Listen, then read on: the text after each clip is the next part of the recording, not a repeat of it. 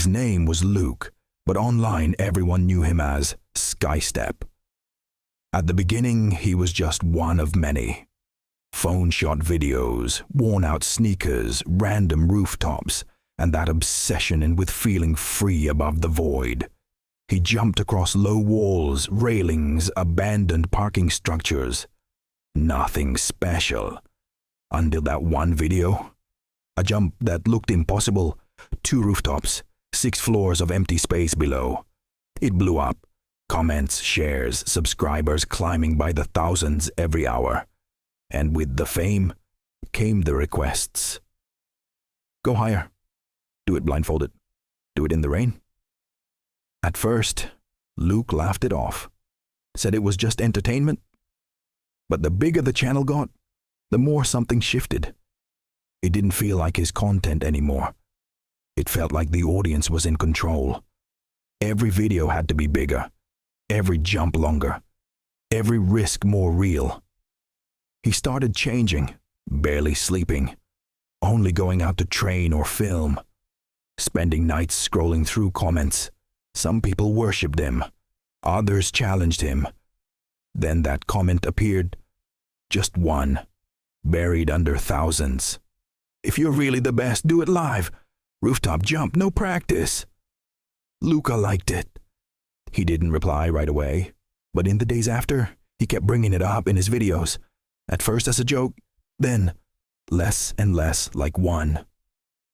Guys, what if I actually do it? The chat exploded. Do it! You're a legend! You don't have the guts! That last one stuck. You don't have the guts! The night of the live stream, the sky was completely black. No moon, just wind. The camera shook slightly as Luca climbed the stairs to the roof. His breathing was heavy, but he tried to sound calm. All right, guys, we're here. Over 100,000 people were watching. The rooftop was narrow, dirty, gravel crunching under his feet. Across from him, the other building. Farther than it looked in videos. Too far. It's not that bad, he said, but his voice cracked just a little. The chat kept going. Easy. Go now. Don't think. Luke stepped back, took position. Silence. Even the wind seemed to stop. He ran. 1 step, 2, 3. Faster. He jumped. For a moment, time actually froze. His body suspended in the air. The city below him. Distant lights flickering. But he didn't make it far enough. His fingers brushed the edge of the opposite roof. Slipped. The camera fell with him. For a few seconds, there was only wind. Then a dull, final sound. The live stream didn't end immediately. It pointed at the sky, and the chat kept moving. Fake? Where is he? Bro, get up! The video was taken down hours later. The channel stayed up for a few days, then disappeared completely, like it had never existed. But some people say a copy of that live stream is still out there. And in the last seconds, right before the screen goes black, you can hear Luca whisper something. Not while he's falling, but after. I wasn't alone. Her name was Alena, but online she was known as Wild Echo. Her channel felt different. No music, no fast cuts, just her and the sound of nature. She recorded long solo treks deep in the woods, hours of walking through dense forests, forgotten trails, and clearings that didn't even seem to exist on maps. People followed her for one reason. They said that in her videos, you could hear something. Not just wind, not just leaves. Something else. Elena lived with her mother in a small house on the edge of town. Her father had died years earlier. He was a hiker too. They said it was an accident, found in the woods. Elena never fully believed that. Ever since she was a child, she used to say the forest calls. Her mother hated her videos. Don't go out there alone, she would say. You're not always alone. Elena would just smile. She thought it was fear talking. One day, she uploaded an announcement. I found a place that doesn't show up on any map. I'm going there tomorrow. The video was uploaded the next day. Like always, no edits, just a raw recording. It starts normally. Her walking, footsteps on dirt, soft breathing. But around 20 minutes in, something changes. The forest goes quiet. No birds, no wind, just silence. Okay, that's weird, Elena says, stopping. The camera slowly pans across the trees. Everything feels too still. Then a sound, a rustle, not far away. Elena lets out a nervous laugh. Probably just an animal. But she doesn't move.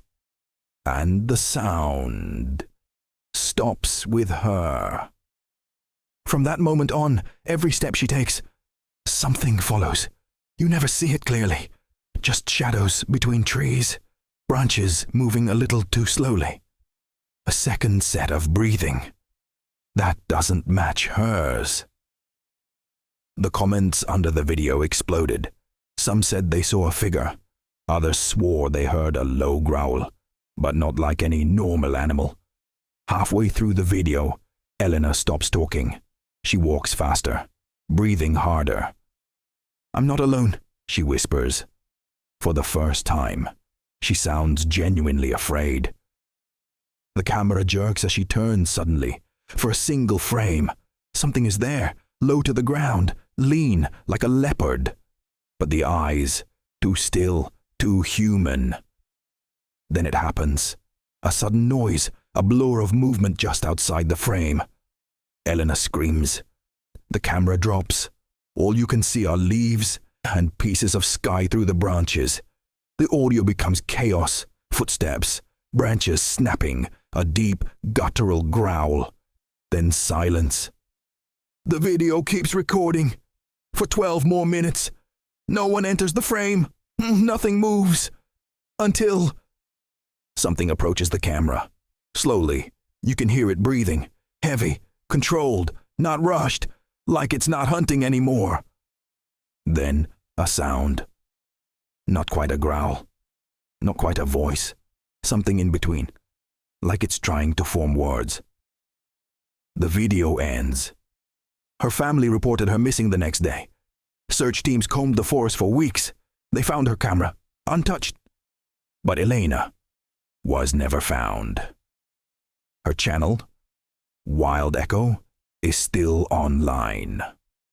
That last video is still up. And some viewers claim that if you turn the volume all the way up in the final seconds, you can hear a whisper.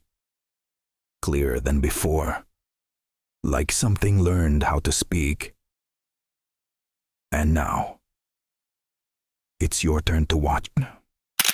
His name was Marco, but online he was known as Deep Current. His channel grew fast. No fake content, no edits. Just him, against the ocean. He swam where no one else would. Strong currents, deep water, areas marked as dangerous. He always said the same thing. The ocean isn't your enemy, as long as you respect it. People loved him for that. He looked fearless. But Marco wasn't alone. Behind the camera, there were almost always his friends, Luca and David. You could hear them in the background of his videos, laughing, commenting, getting nervous when the waves got too rough. They were the ones who told him when to stop. Sometimes. One day, Marco uploaded a different kind of video. I found a spot where currents collide. One of the most dangerous areas around here. So yeah, we're going in. He laughed. His friends didn't. Bro, it's not like the other places, Luca said off camera. You can't control those currents. Marco shrugged. It's just water. The next day they went there. The ocean looked calm. Too calm. The camera was already recording. Marco took off his shirt, looked at the horizon, and said, If something goes wrong, At least you'll have the footage." He smiled. No one answered. He stepped into the water slowly. At first, everything seemed normal. Steady strokes, controlled breathing. He moved away from the shore with confidence. His friends followed him with the camera. "He's going too far," David whispered. "Marco, come back a bit," Luca shouted. Marco raised a hand, like everything was under control. Then something changed. Not suddenly, not obvious, but his movement shifted. His strokes became shorter, faster. He wasn't moving forward anymore. He was stuck. "Guys, wait," Marco said. His voice wasn't calm anymore. The camera zoomed slightly. The water around him was moving strangely. Small spirals, currents pulling in different directions. "Marco, come back now," Luca yelled. Marco tried. He turned toward the shore and started swimming hard. But he wasn't getting closer. He was being pulled sideways. "I can't," he said, stopping for just a second. Mistake. The pull got stronger. "Guys!" That was the first real scream. His friends started running along the shore, too far to reach him, too dangerous to jump in. The camera shook violently. "Keep moving! Don't stop swimming!" Davide shouted. But Marco was already losing rhythm. Then he stopped trying to move forward. He was barely staying afloat, eyes wide open, not looking at the shore, looking down. "There's something under me," he said quietly, almost whispering. "It's not just the current." Then he disappeared. For a second, he came back up coughing. "It's pulling me." The sentence cut off. His friends were screaming. People on the beach started turning. But no one went into the water. Everyone could see it. That part of the ocean wasn't normal. Marco came up one last time. Just his head, just his eyes, locked in place. Not water. And then, nothing. The ocean went still, like nothing had happened. The camera kept recording. His friends didn't speak anymore, just heavy breathing, footsteps in the sand, someone calling for help in the distance. Marco's body was never found. The video was uploaded anyway, not by him. The title was simple: "Don't go in." And in the comments, some people noticed something. In the final seconds of the video, when the camera points at the calm water, there's a shape just beneath the surface. Still, like it's watching back. He was known online as Northbound Silence, a 50-year-old YouTuber who built his reputation on venturing alone into the most unforgiving corners of the wilderness. His channel wasn't loud or sensational. No exaggerated reactions, no flashy edits. Just long, quiet videos of him walking through snowfields, dense forests, and abandoned trails, speaking softly to the camera, as if the audience were walking beside him. People trusted him. He felt experienced, grounded, safe. His real name was Daniel Harker, though most viewers never used it.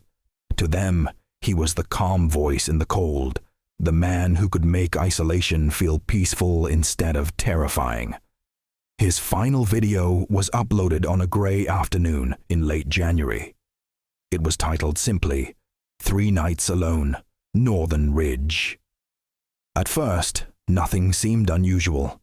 The video opens with Daniel standing beside his truck, breath visible in the biting air.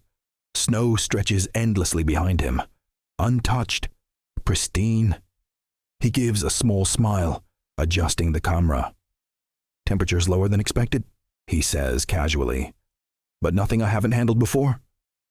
That line, "nothing I haven't handled before," would later echo through comment sections, forums, and news articles.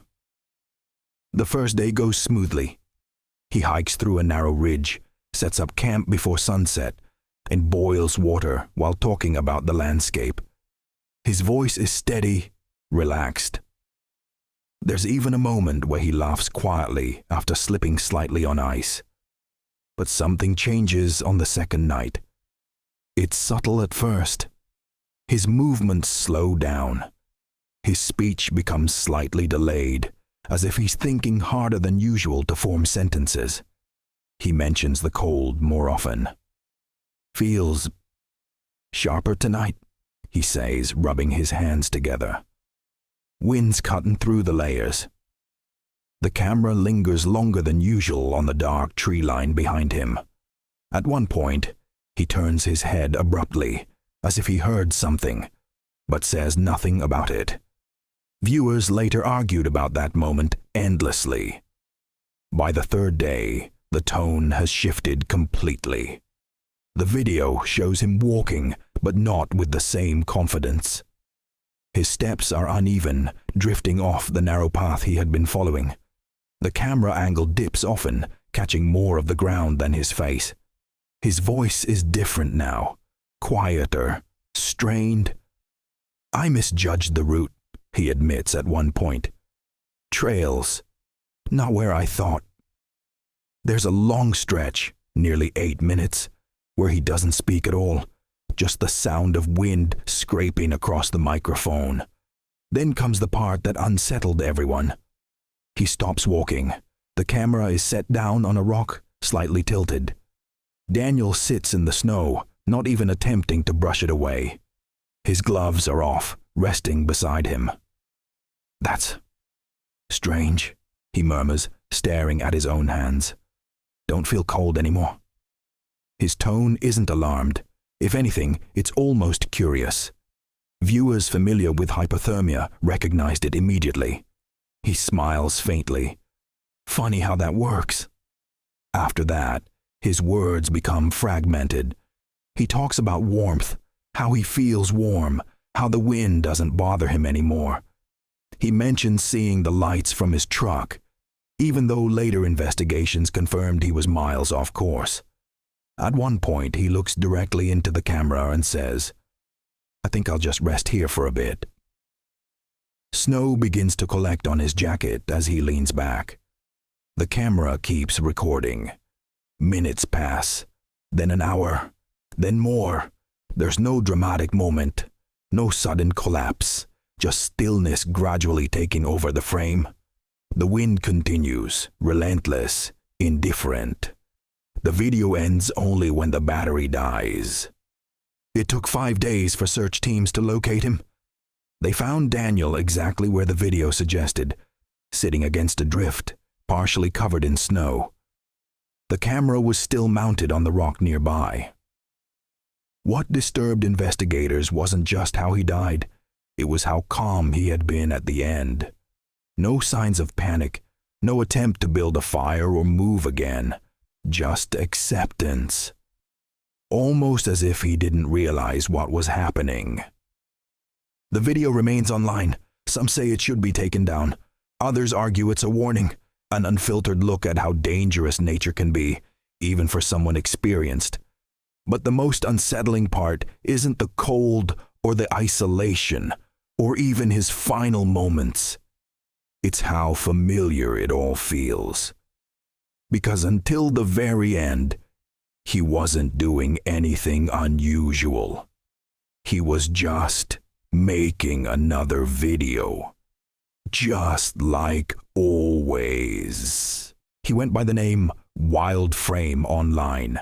20 years old, millions of views, and a reputation for getting closer to nature than anyone else dared to. While other creators filmed from a safe distance, he stepped into the frame, into the risk. Dense forests, remote valleys, abandoned trails. If it felt untouched, he was already there with a camera. His real name was Luca Moretti, but his audience rarely used it. To them, he was fearless. The guy who could crouch a few meters away from wild animals and whisper commentary like it was just another day. And for a while, it worked. His videos were calm, Immersive. No loud music, no over-editing, just the sounds of wind, leaves, and distant animal calls. He spoke softly, almost respectfully, like a guest in someone else's home. His final upload was titled, "Tracking Something Big, Alone in the Pine Valley." At first, it felt like any other video. The camera opens on Luca, standing at the edge of a dense forest. The light is fading, late afternoon, that dim golden gray that comes just before evening settles in. "I've been seeing signs," he says quietly, crouching near the ground. "Large tracks, fresh." He turns the camera, showing impressions in the mud. Too large for a dog, too deep for something light. "There's something out here," he adds, a faint smile on his face. "And I think I'm close." That excitement, that curiosity, was what people loved about him. He goes deeper into the forest. At first, everything is controlled. He moves carefully, stepping over branches, pausing often to listen. The forest is unnervingly quiet. No birds, no insects, just the soft crunch of his boots. About 15 minutes in, he stops. "There," he whispers. The camera zooms shakily toward a cluster of trees. Nothing is clearly visible, but something feels off. A shape, maybe, or just the suggestion of one. "Probably just watching me," he murmurs. "They do that." They. That word would stick with viewers later. As the video continues, small details begin to shift. He starts speaking less. When he does, his voice is lower, tighter. He keeps looking behind him now, not just ahead. At one point he laughs softly, but it sounds forced. "Feels like I'm not the one tracking anymore." It's meant as a joke. It doesn't land that way. The sun sets faster than he expected. Darkness folds into the forest, and he switches to a low-light setting. The image becomes grainy, shadows stretching unnaturally between the trees. Then comes the sound. A crack, not loud but sharp. Close. Luca freezes instantly. The camera tilts slightly as his grip tightens. "Did you hear that?" he whispers. Another sound follows, heavier this time, not a branch falling, something stepping, slow, deliberate. He doesn't move for a few seconds. You can hear his breathing now, shallow and uneven. "It's fine," he says under his breath. "Probably just curious." But he starts backing away, carefully, quietly. The camera shakes more now. Then, for a split second, something appears at the edge of the frame, low to the ground. Fast. Too fast. The footage blurs as Luca turns sharply. "Okay, no." His voice breaks for the first time. The next moments are chaotic. The camera swings wildly between trees, flashes of darkness and pale ground.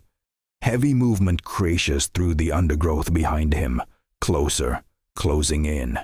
He starts running. Branches whip against the lens.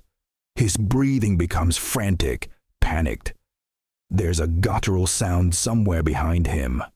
Not clearly identifiable, but unmistakably alive. Then he trips. The camera slams into the ground, the image tilting sideways. Leaves and dirt fill half the frame. For a moment, everything is still. Then, movement. Something enters the edge of the shot. It's hard to make out exactly what it is. Viewers later debated endlessly. Some said a large feline. Others insisted it was a wolf. Some something else entirely. The footage is too unclear, too fast. But what is clear is its size and how close it is. Luca scrambles backward into view, trying to push himself away. His hands slip in the dirt. Hey, go!" he shouts, voice cracking, desperate. There's a low, vibrating sound, like a growl, but deeper. The camera catches only fragments after that. A sudden lunge, a violent shake of the frame. Luca's voice, cut off mid-shout. Then just movement, indistinct, chaotic. And then, nothing. The camera lies still, pointed at the forest floor. The sounds fade. The forest returns to silence. The video continues for another 12 minutes. Nothing happens. Just the quiet woods, as if nothing ever broke them. Search teams found the camera 2 days later. It was still recording when the battery finally died. They recovered fragments of the footage, enough to confirm what happened, but not enough to fully explain it. There were tracks around the area, but conflicting ones. Too many to form a clear conclusion.